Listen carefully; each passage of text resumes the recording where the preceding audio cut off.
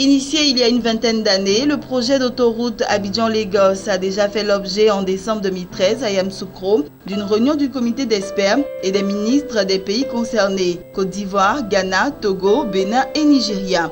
Il s'agissait alors de dépasser les lourdeurs pour doter la sous-région d'une infrastructure que chacun s'accorde à reconnaître indispensable pour l'intégration économique, le développement des échanges et la mobilité des citoyens. 50 millions de dollars ont déjà été débloqués pour amorcer le projet en attendant l'apport de chacun des 5 pays. Les présidents Alassane Ouattara et Faure Gnassingbé se sont engagés à lever toutes les contraintes administratives.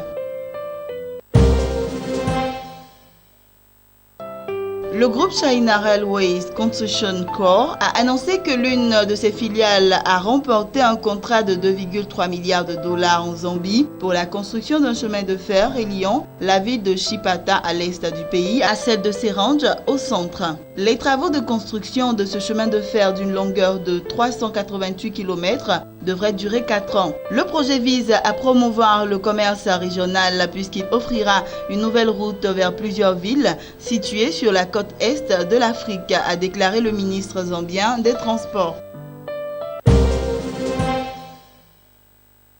Jean Gurelian, président fondateur de Web Fontaine, a été reçu en audience par le président de la République, Paul Biya, pour présenter une offre de service relative à la simplification du traitement des marchandises au port en eau profonde de Kribi.